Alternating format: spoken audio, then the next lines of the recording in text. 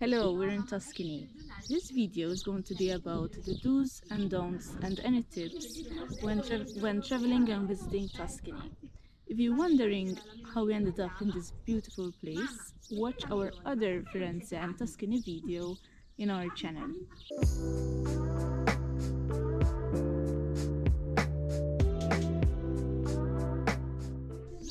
Yeah, so first off, let's talk a bit about sort of logistics of the whole thing. So for us, closest airport to land was Pisa.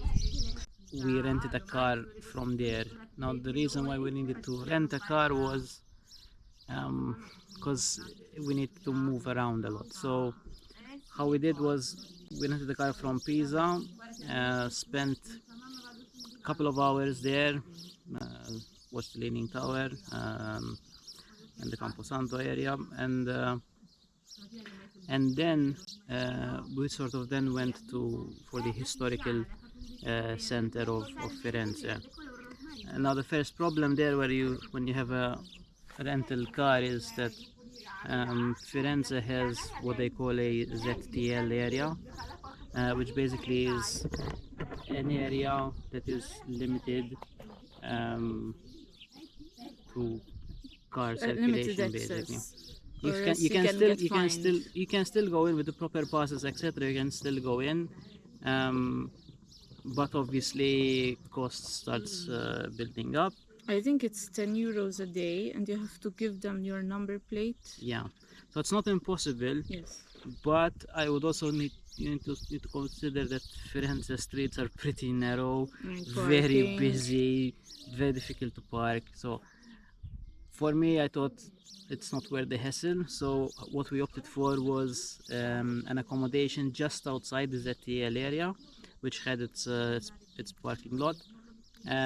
We chose the area just behind Boboli Gardens, which seems to be somewhat of a more poshy area with a lot of these large villas, which most of them are sort of converted into these small boutique hotels, and that's where we chose our first accommodation, which is Villa Carlotta. It was quite good. Yeah, it was perfectly fine. It had its own parking, breakfast by Italian standards was good. It was okay.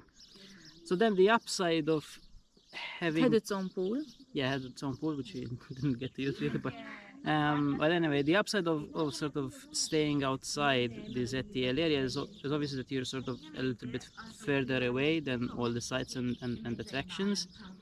However, we found that was not an issue at all. The public transport was fairly reliable. We had a bus stop like a couple of minutes walk outside of our hotel, with one direct line to sort of into the city center, and then you're basically in walking distance to all the sites. Firenze itself, the most important sites are all like a street or two away from each other, so once you get the bus into the main area, you can walk. Then there's no metros running underneath the city or anything. It's all walking through it. For us, it's nice because you get to enjoy the architecture and the culture, etc. For us, the temperature was extremely hot, so it was. Before we go on to the temperature, back to the bus, there were a couple of times that they skipped. Yeah, they seem to sometimes randomly skip a schedule. The faithful number 11. This is the 11 bus, which has been our trusty mode of transport coming in and out of the historical center.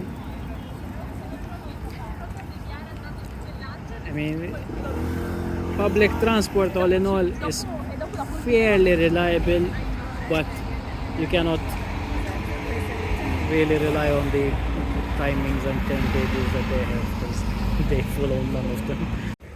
But eventually the bus will come.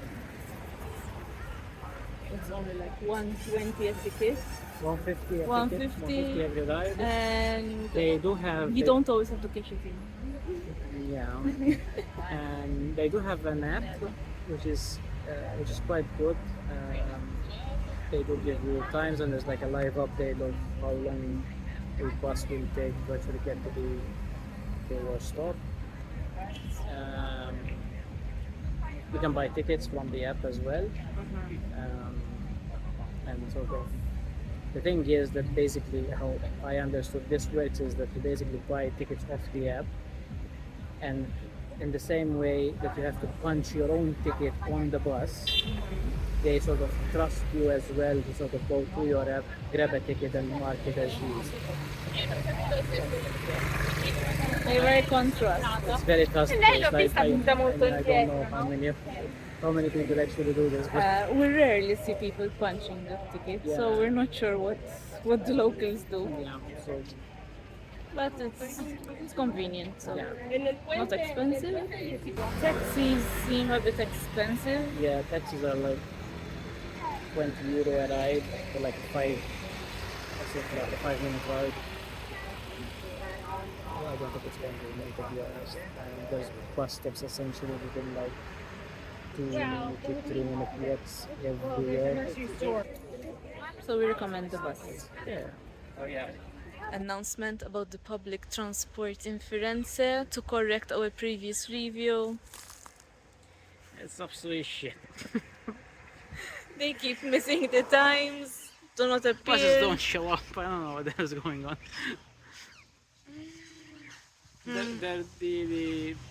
Their app is like showing live updates, which make no sense. I don't know. At least the bus stop is nice. We're in the middle of a park. We're trying to get to Piazza Michelangelo. Hopefully in time for sunset. Yeah. We might need to start walking. So there was you end up like for waiting 20, 30, 40 minutes sometimes to it was wait for an the bus. hour. So That one time we had an hour yeah. wait. Yeah. So there are times. To be fair though, that particular day when this happened, it happened to be the feast of Firenze, Yes. which is San Giovanni. So you could almost excuse the sort of a little bit of interruptions and disruptions of service. Although ultimately the bus did come and we Yeah. Okay, so back to the weather. yeah. You cannot control the weather. A couple of days before we came, they had non-stop thunderstorms, rain. When we came, we had full-on blazing sun, Yeah. Temperatures of- 34, There was a particular day with 38 degrees 38 degrees. Celsius, and it was really hot. Definitely no jeans. It's Yeah. too hot. Sunscreen. Sunscreen every morning.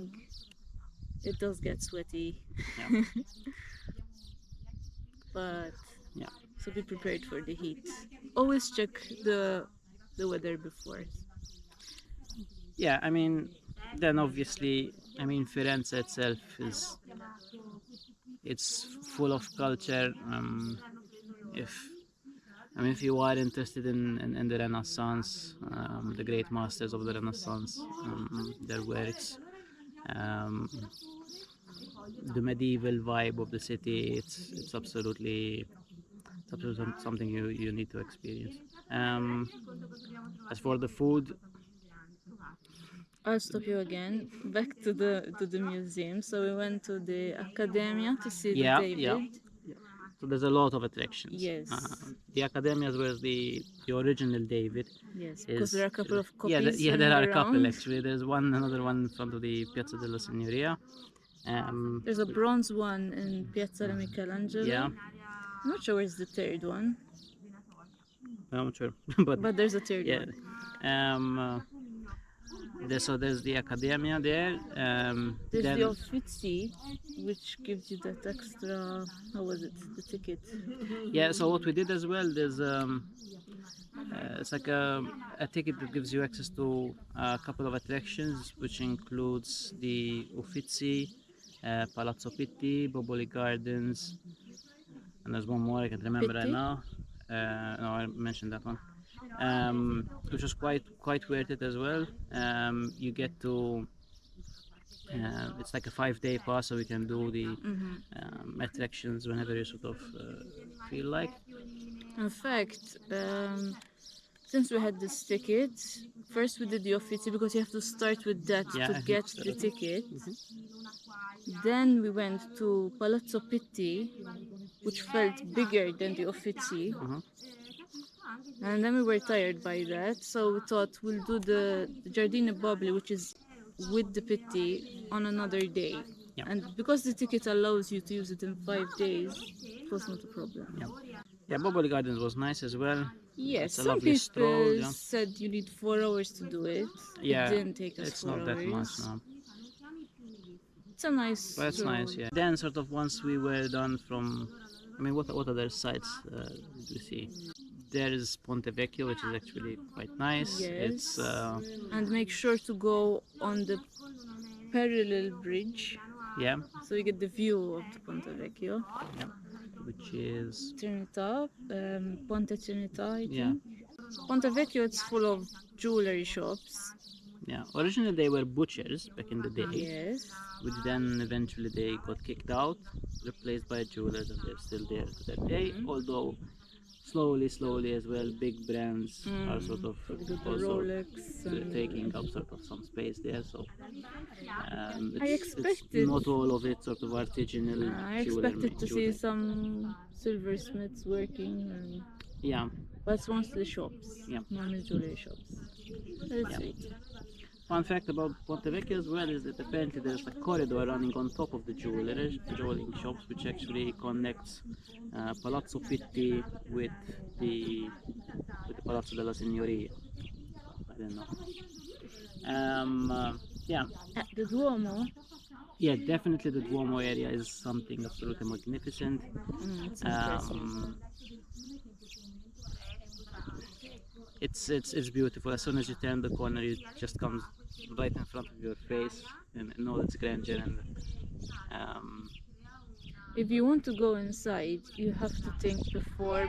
I think you have to book online. We didn't manage to go inside. yeah, we didn't manage to go inside. It was too hot to spend an hour or two in a queue. Yes.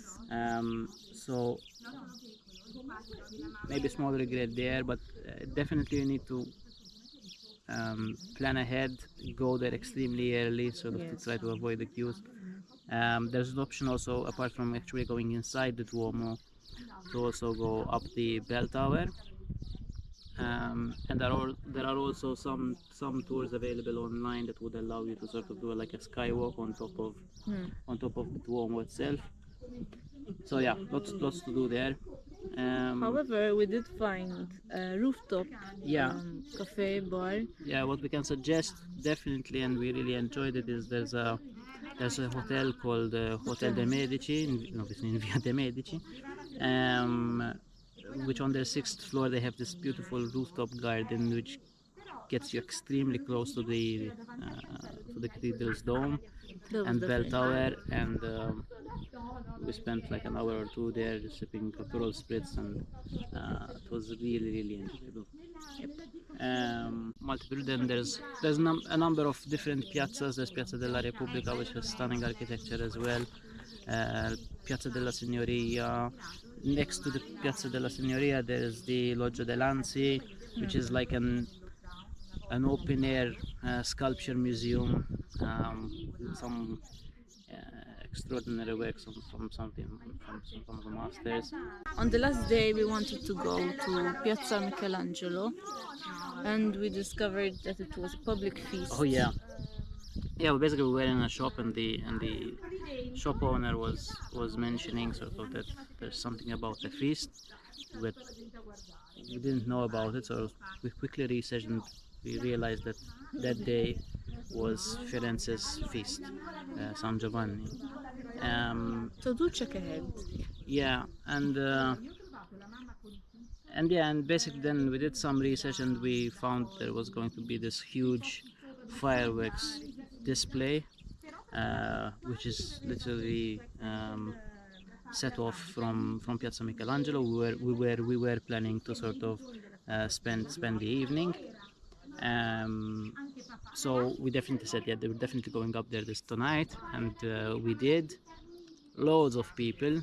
And so there's like a terrace, and Yeah. it was all closed off Yeah, this because Piazza di Michelangelo is literally like a huge terrace overlooking the city. It's a phenomenal view. Definitely to go during daylight because you get to see the whole of Firenze ideally underneath you. sunset or sunrise. Yeah, absolutely. And anyway, and so we ended up there in the evening. And not much particular activity going through. Essentially, it's a bunch of people standing around waiting for the fireworks to happen. But when they But started, when they did, Jesus, what a show! I mean, it was like a 25-30 minute fireworks display non-stop, and you're literally standing about 50 to 100 meters away from where they're setting off. So the fireworks are literally on top of you. The show is it's incredible. and the crowd gets very passionate. Yeah, yeah. By the end of it, everyone's shouting Firenze, Firenze. Yeah. So yeah, it was nice.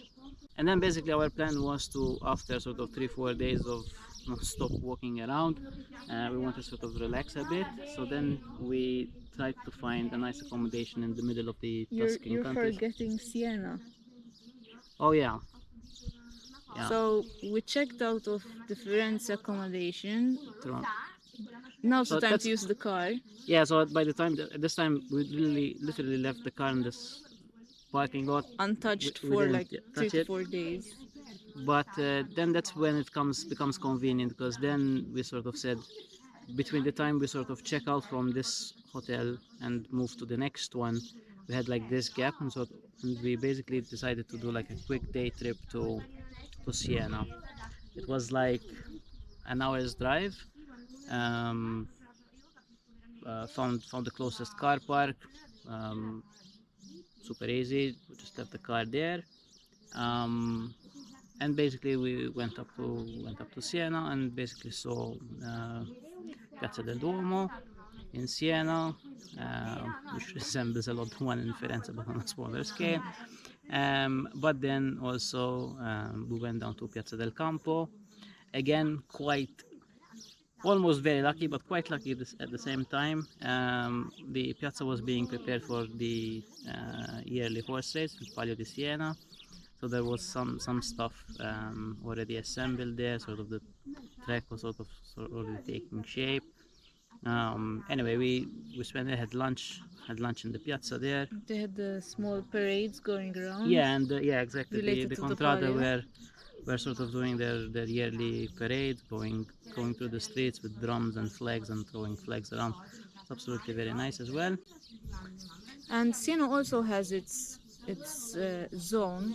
So Yeah. look up a car park just outside the zone, but in still walkable Yeah. distance. I think the car park we chose was Parcheggio del Campo. Yeah, exactly. It's close. It's Yeah. very close. Yeah, and you literally almost come up into the piazza zone. Yeah, so in reality, you don't need to worry about parking because they will have that main car park where you can leave the car. Yeah. You don't park within the city, just slightly Yeah, outside. and it's not particularly expensive. It's like €2 an hour, so it's quite affordable.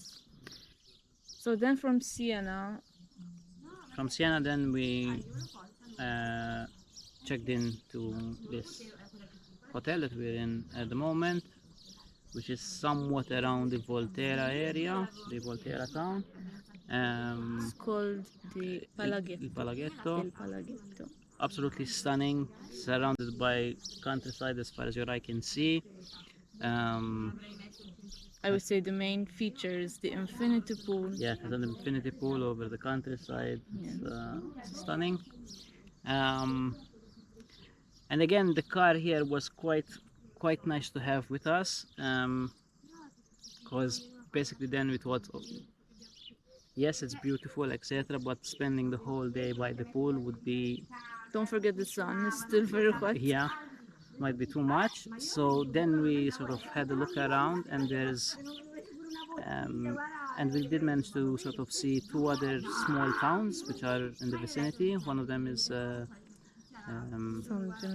Gimignano and Volterra.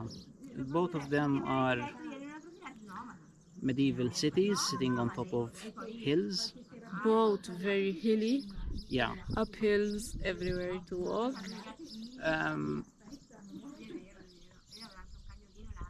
I mean, there's nothing too impressive about them, but they have this nice Character. medieval character sort of to them. Um, Still very touristy. Lots of tourists sort of going around, but it was a nice sort of day trip to see. Yeah, so basically we used to go to in the morning, have lunch in one of these cities, come back, relax by the pool, and then have dinner here at the hotel's restaurant. It was extremely good food as well. And yeah, that's pretty much it. All I wanted to add about driving here, I was a bit sort of concerned a little bit, especially the parts sort of when we moved out into the countryside, but no problems whatsoever, good roads everywhere. They might get a bit narrow sometimes, very windy obviously in the Yes. countryside, but I mean if you do love the driving experience, you will sort of to a certain extent enjoy those curves and the scenery whilst driving is just impeccable, you know.